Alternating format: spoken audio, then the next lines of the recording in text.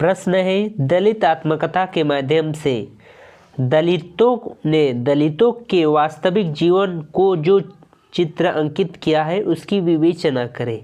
अथवा हिंदी में नारी आत्मकथा पर प्रकाश डालें। अथवा दलित आत्मकथा के माध्यम पर मामिक्य तत्वों का उल्लेख करें। यह BA semester 6 Hindi honours DSC 4 का इम्पोर्टेंट क्वेश्चन है, जो कि आपको 26 तारीख को होने वाली एग्ज़ाम के लिए बहुत ही इम्पोर्टेंट साबित होगा, क्योंकि यह क्वेश्चन हर साल पूछते हैं, बार बार पूछे जाते हैं। जैसे कि इसमें दलित आत्मकथाओं के बारे में संक्षेप में लिखे, यानी कि क्वेश्चन को इधर उधर थोड़ा मतलब चेंज कर देगा, लेकिन आंसर यही होगा। जैसे हिंदी में नारी आत्मकथा पर प्रकाश डाले, तो ऐसा भी होगा, नारी आत्मकथा पर प्रकाश डाले। उसके बाद दलित को अपना जीवन कैसे व्यतीत करते थे, वह भी इसका जवाब यही होगा। दलित आत्मकथा के माध्यम से दलित अपने होने वाली घटना को कैसे लोगों पर प्रकाश डालते थे, तो यह भी हो सकता है। मतलब कि क्वेश्चन इसमें बहुत सारे बन सकते हैं और आंसर एक ही प्रकार से हो सकते हैं। तो इसका उत्तर है, और इसका प्रश्न आप देख लीजिए, दलित आत्मकथा के माध्यम से दलितों ने दलितों के वास्तविक जीवन का जो चित्र अंकित किया है उसकी विवेचना करें, या संक्षेप लिख करें, या मीमांसा करें, कोई भी हो सकता है। तो उत्तर होगा दलित आत्मकथा दलित साहित्य का सर्वाधिक सफल एवं महत्वपूर्ण साहित्य विधा है। दलित आत्मकथा मुख्य धारा की आत्मकथाओं में पूर्णतः भिन्न है। यह निर्वात सत्य है कि किसी भी दलित द्वारा लिखी आत्मकथा सिर्फ उनकी जीवन कथा नहीं, बल्कि उनकी आत्मा अभिव्यक्ति के माध्यम से उसकी समाज का जीवन कथा भी होता है। मतलब दलित का आत्मकथा अपने समाज का आत्मकथा होता है, उसके जीवन के दुख, दर्द, अपमान, पीड़ा, अपेक्षा, आत्मसंघर्ष, उनकी जाति एवं समाज के दुख, दर्द, अपमान, अपेक्षा आदि को भी स्वर्ण देता है। दलित आत्मकथा मुख्य धारा के परंपरागत आत्मकथाओं के मापदंड में विखंड पर यथार्थवादी दृष्टि से समाज का विश्लेषण करता है। मतलब दलित की जो आत्मकथा है मुख्य धाराओं की परंपरा आत्मकथाओं के मापदंड से विखंड की आत्मवादी दृष्टि में समाज का विश्लेषण करता है। यह आत्मकथा एक और दलित बहुसंख्यक वर्ग को अपनी दीनहीन दशा के बारे में सोचने की प्रेरणा देती है। दीनहीन मतलब गरीब, दुखी। तो दूसरी ओर सवर्ण समाज को दलित वंचित तबकों के दीनहीन दशा के विषय में चिंतित अनुचिंतन करने का विशाल सफल प्रस्तुत करता है। डॉक्टर बजरंग बिहारी तिवारी अपने एक लेख में दलित आत्मकथा लेखन की परंपरा को टिप्पणी करते हुए बेशक दलित आत्मकथाओं में अपना प्रयोजन सिद्ध किया है।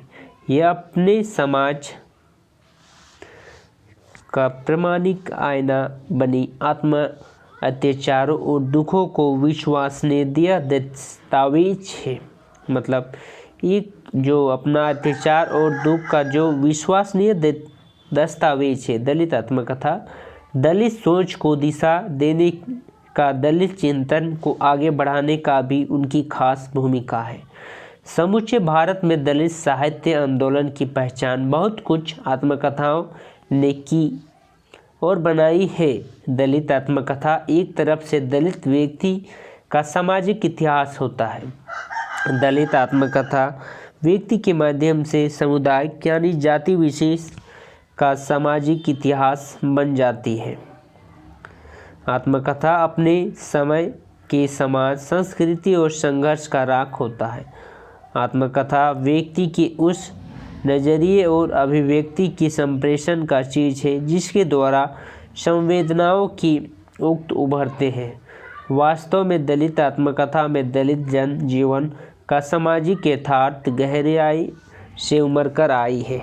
मुख्यधारा के समाज और साहित्य के लिए दलित आत्मकथा कथन नवीन है, लेकिन दलित वर्ग का अतीत को समझना, सामाजिक इतिहास को समझना और एक स्वस्थ एवं लोकतांत्रिक मानवीय समाज का निर्माण करने की दृष्टि से दलित आत्मकथाएं सांख्यिकीय भूमिका निभा सकती है। प्रत्येक दलित आत्मकथा भारतीय समाज की जाति विशेष के सामुदायिक जीवन की दुर्दशा के यथार्थ को अभिव्यक्त करता है। यह आत्मकथाएं बताती है कि हमने उद्योग और प्रौद्योगिकी के क्षेत्र में चाहे कितने ही प्रगति कर ली है, लेकिन आज भी भारतीय समाज की दलित जातियों के जीवन बड़ा ही तकलीफदेह और नरकीय है, क्योंकि दलित को कोई भी उतना वैल्यू नहीं देता है, इज्जत नहीं देता है, तो उसका जीवन तकलीफदेह और नरकीय है। सच बात यह है कि आज भी दलित वंचित तबकों के साथ सामाजिक भेदभाव यथार्थवत हो रहा है। आज भी मुख्यधारा के लोग उनके दुख दर्द को समझने के लिए तैयार नहीं है। मन ही मन उसमें नफरत करते हैं। वह उन्हें मनुष्य मानने को ही तैयार नहीं है। मनुष्य के रूप में एक सम्मानित जीवन की मांग दलित साहित्यकार करता है। यही मांग छोरा कोल्हाटी का आत्मकथा करती है। छोरा कोल्हाटी का एक मराठी दलित आत्मकथा है, जिसमें कोल्हाटी जाति का एक औरत और एक बच्ची का संघर्ष कथा है, जो नाचने वाली को धंधा छोड़कर गृहस्थ स्त्री का जीवन जीना चाहती है। इस आकांक्षा में वह अपने बच्चों को भी अपने से दूर रखती है। फलता उसका बच्चा बचपन से ही माता पिता के प्रेम से वंचित है। गरीब बेबसी में जीवन जीने के लिए बाध्य है, लेकिन वह अपने मेहनत और लगन से आज डॉक्टर बन चुका है, परंतु जन्म और जाति के कारण समाज ने उन्हें पर नाजायज संतान का मोहर लगा दी है। किंतु साहित्यिक क्षेत्र में प्रथमतः 1882 में एक अज्ञात नारी की आत्मकथा सीमांतनी उपदेश भारतीय समाज में भारतीय स्त्री की दशा की यथार्थ रूप को प्रस्तुत की है। सुशीला डकबोर, बिमल खंडेकर, रजनी तिलक, रजतरानी मनु, कुसुमलता मेघवाल, पुष्प भारती, प्रेमलता जैन, नीरज प्रिया, डॉक्टर शांति देवी, रूबी कुमारी, माया वाल्मीकि, सोमलता, प्रेमलता राठौर, प्रेमलता चुड़ैल, डॉक्टर तारा परमाल आदि महत्वपूर्ण हिंदी दलित लेखिकाएं कमर कसकर दलित नारी चेतना का परिचय भारतीय समाज से करा रही है। वह अपनी साहित्य क्षमता के जरिए यह दर्शाने का प्रयत्न कर रही है कि दलित महिलाओं भी अब हर क्षेत्र में भाग लेने योग्य है। उनका संपूर्ण श्रेय महामानव डॉक्टर बाबा साहब भीमराव अंबेडकर को जाता है। दलित परिवार में नारी के स्थान का अंदाज लगाने के लिए हमें कुछ दलित नारियों की आत्मकथा, कविताओं तथा कहानियों का अध्ययन करके दलित नारी की भारतीय समाज तथा दलित परिवार में क्या स्थान है, इसका निर्णय करने की पुख्ते सबूत प्राप्त कर सकते हैं।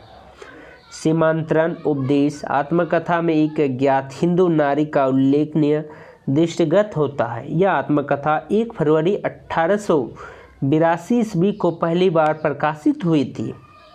फिर 104 वर्षों के बाद 1988 में दलित चेतक डॉक्टर धर्मवीर ने इन्हें अपने संपादक में पुनः प्रकाशित करवाया। धर्मवीर का अनुमान है कि यह औरत समृद्ध घराने से ही है जो बहुपठित थी। धर्मवीर इस अज्ञात लेखिका के बारे में कहती है, उन्होंने सिर्फ अपने समय का स्त्री की मुक्ति के लिए ही नहीं वरन पूरी मानवता की मुक्ति की कामना की है। अंतर्निहित रूप में इस अज्ञात लेखिका ने शूद्र और स्त्रियों को भारतीय समाज के सर्वाधिक पीड़ित अंग माना है। उसने स्त्री का केवल स्त्री रूप में देखा और उनमें ब्राह्मण, क्षत्रिय, वैश्य एवं शूद्र में विभाजन का विरोध किया। उन्होंने हिंदू और मुसलमान स्त्री के भेद का भी विरोध किया। हिंदी के करीब 2 दशक पहले भगवान दास की समाज आत्मकथा मैं भींगी हूँ प्रकाशित हुआ। इस समय दलित आत्मकथा में यह प्रतिष्ठा हासिल न की थी जो आज उसने की है। दूसरी में मैं भींगी हूँ वास्तव में व्यक्तिगत आत्मकथा न होकर पूरी जाति की सामाजिक आत्मकथा है। इसीलिए दलित साहित्य के संदर्भ में यह कृति अत्यंत महत्वपूर्ण होते हुए भी सृजनात्मक दलित आत्मकथा के दायरे में नहीं आती। सृजनात्मक दलित आत्मकथा लेखन में जिन समकालीन दलित लेखकों ने कुछ प्रयास किया उसमें मोहनदास, नेमिषराय, ओम प्रकाश वाल्मीकि, कौशल्या वैशात्री, सरोज सिंह बेचैन, कुसुम वियोगी, सूरजपाल चौहान आदि प्रमुख हैं। इसमें से पुस्तक रूप में सबसे पहले मोहनदास नेमिषराय की आत्मकथा अपने अपने पिंजरे वाणी प्रकाशन में 1995 में प्रकाशित हुई और छपते ही खूब चर्चित होकर 1996 में ही दूसरा संस्करण भी प्रकाशित हो गई। ओम प्रकाश वाल्मीकि की आत्मकथा जूठन 1997 में प्रकाशित हुई और इसके प्रकाशन में न सिर्फ हिंदी में बल्कि पंजाबी भाषा में भी खूब सनसनी फैली, क्योंकि बहुत ही जल्द ही उसका पंजाबी अनुवाद जूठ शीर्षक में छप गया और बाद में जूठ का पंजाबी में ही नाटक रूपांतरण में पंजाब के अनेक जगह में अत्यंत सफल नाटक प्रस्तुत हुई। कौशल्या वैशात्री की आत्मकथा दोहरा अभिश्राप 1999 में छपकर चर्चित हुई। सरोज सिंह बेचैन, सूरजपाल चौहान, कुसुम वियोगी और अन्य दलित लेखकों की आत्मकथा ने कुछ अंश पत्र पत्रिकाओं में छपकर चर्चित हुई तथा उम्मीद की जा सकती है कि जल्द ही उन लेखिकाओं की आत्मकथा भी पुरस्कार रूप में सामने आएगी। प्रसिद्ध दलित लेखक अरुणाचल प्रदेश के पूर्व राज्यपाल माता प्रसाद की आत्मकथा भी तैयार है, किंतु पद पर रहते हुए उन्हें इसे छपाया नहीं।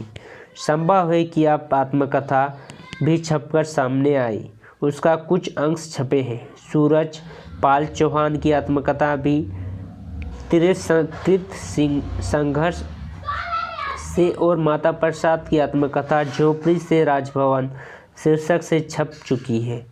मोहनदास नेमिषराय की आत्मकथा अपने अपने पिंजरे का दूसरा भाग भी छप चुका है। सो हिंदी में दलित आत्मकथा लेखन का प्रारंभ काफ़ी परिपक्व रूप में हुआ है और संभवतः भविष्य में इस विधा और परिपक्व लेखन सामने आएगी, जहां हिंदी की 2 आरंभिक आत्मकथाएं अपने अपने पिंजरे और जूठन पर विचार किया जाएगा। ये क्वेश्चन था दलित आत्मकथा के माध्यम से दलित के वास्तविक जीवन का जो चित्रित अंकित किया है उसकी विवेचना करें। यानी कि दलित आत्मकथा लिखते हैं तो उनके बारे में यह वर्णन किया गया है। तो इसमें आप लिख सकते हैं, या 3 प्रश्न होगा तो भी लिखेंगे, तो बाकी प्रश्न होगा तो अपने अनुसार इसका प्रश्न अलग अलग भी बन सकता है। जैसा प्रश्न बनेगा तो आप ऐसा आंसर लिख सकते हैं।